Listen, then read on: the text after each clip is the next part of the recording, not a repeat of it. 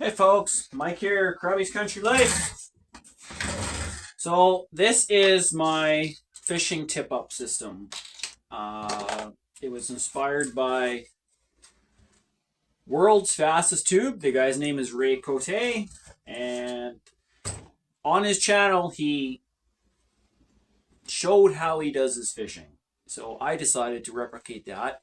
I made one of my own. He actually signed it for me because he looked at it.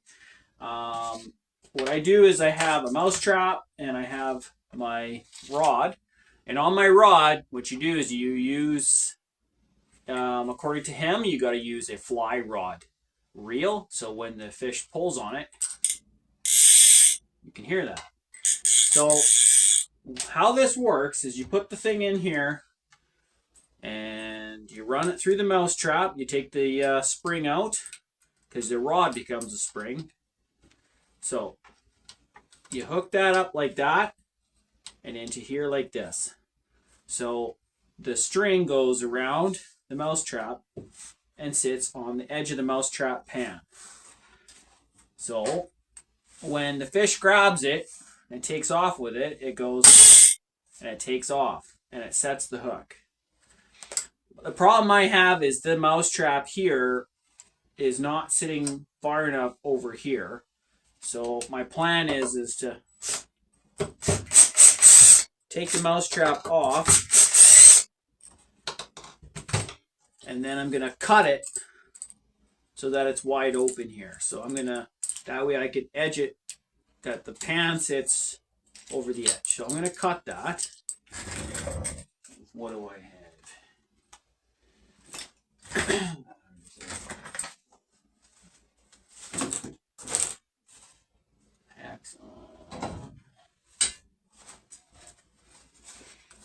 Okay, so I'm gonna cut this edge off.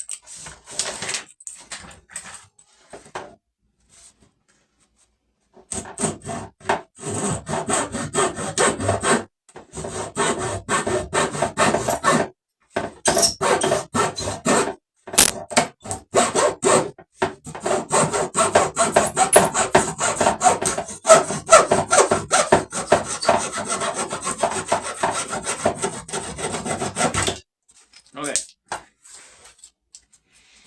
So there's the modified mouse trap. What I'll do is I'll get rid of some of the slivers.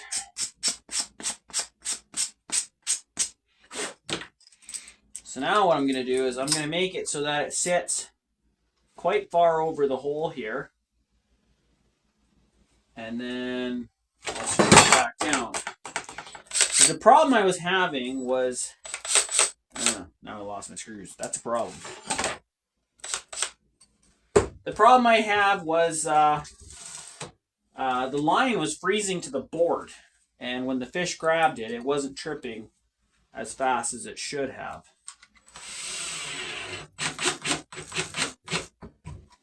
So what I'm going to do,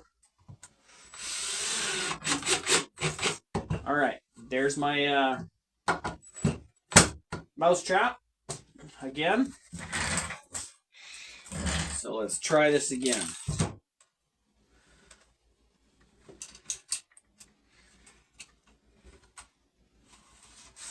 And you can make this at home simple and cheap. You don't need some fancy jaw jacker to spend money on. So now the fish comes along, gives this thing a tug, and sets the hook. It takes off. Usually it's supposed to go a little faster than that, so I'm going to try set this a little bit differently.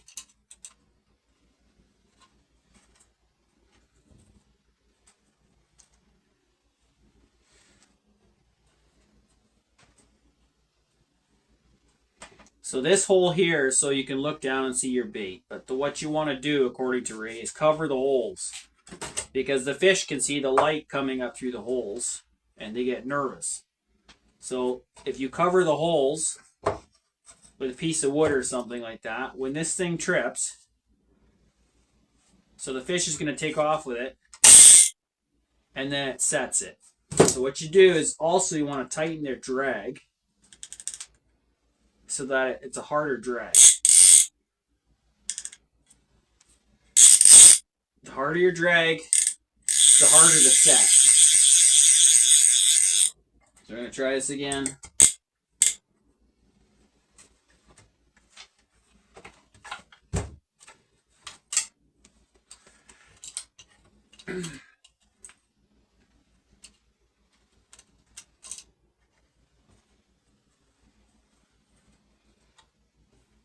Alright, so there we go. Fish gives it a tug. Now it has a good snap to it. And it sets the hook. And then when the fish takes off, you hear that. Or what I'm going to do is try to get some bells and put them on here. And then, yeah. So that's good. That's modified now.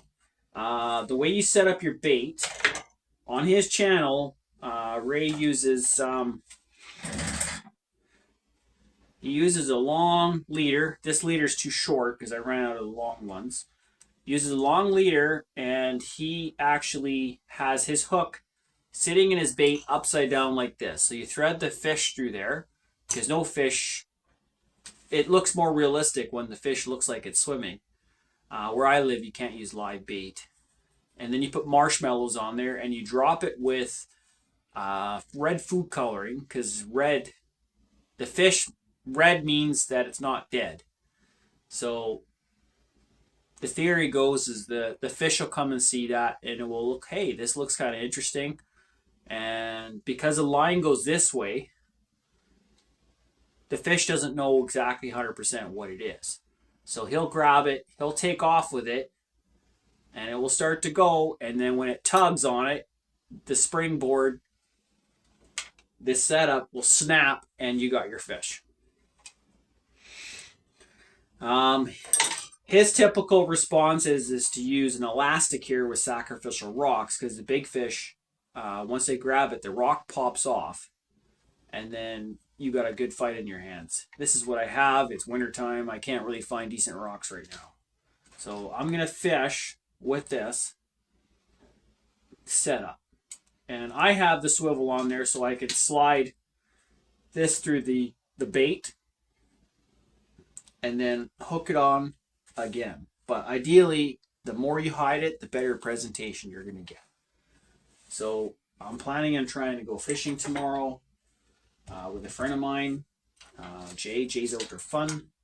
And we are going to see if we can get onto some of these pike. So he's got some new gear to try out. He bought a tent, a used tent, and an auger. And we'd like to give that a go. So yeah. But before, my line was actually freezing to my board. So now I have it that even if it is frozen, it's going to sit just a little bit nicer through the hole. And then hopefully not freeze. And when the fish grabs it, thunk, away it goes. So yeah, we'll see what happens, but that's how it works. That is the Ray board, and if you want to check out World's Fastest Tube, I'll leave a link in the description. He knows what he's talking about, folks. Like, believe me. So this board, this springboard alone, last time I took it out, I caught 5, and my other friends caught nothing. So we'll see what happens. All right, Mike and Jay here, doing some fishing. We got our heater going.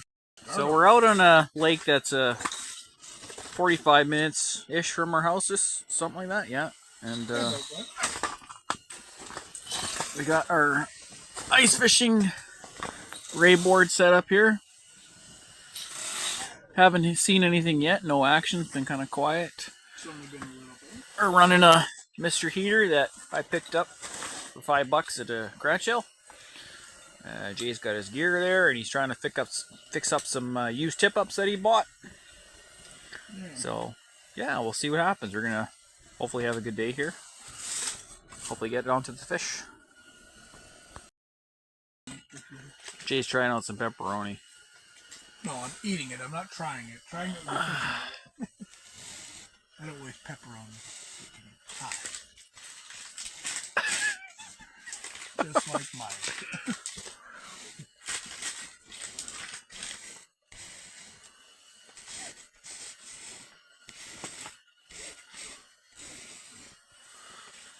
class going.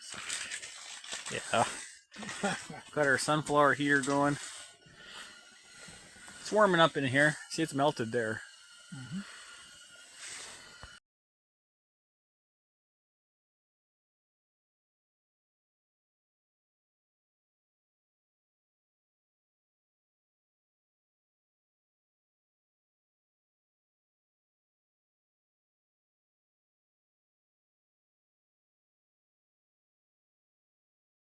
Art class. I'm not an artist. But when there's no fish, you might as well do something. Well, it's early, man. We'll be fine. I fired up the Coleman propane stove there. Jay was playing some music, so I figured I better mute it out. But we were sitting in the tent, and it got so windy. But we were playing, it was like minus 35 wind chill. It was nasty. And it was so bad that the tent actually ripped right off the ice and then took off. But luckily, Jay had his backpack there. And yeah, here I'm just whipping up some butter in the pan or margarine or whatever. I can't eat butter. But this is after the fact. The one burner didn't work anymore because it got full of ice because it knocked the stove right over. But here I threw in some moose and some deer steaks from this past year's hunting season. Oh, they were definitely good. So that was the highlight of the day so far. But it wasn't a very good day for us. I don't know what was happening. We seemed like we would hit the fish and then they would bump it and it wouldn't set up properly. So my ray board went off 5 times, but I still couldn't get one on the ice. And the first one I just about had on the ice, but what happened was between the high wind and so many problems, and then I forgot to film, and then my stomach was bothering me, so I had to run to the shore and this and that. So in the end, we went home empty-handed, but we'll try again another time. Thanks for watching with us today, folks. Krubs out.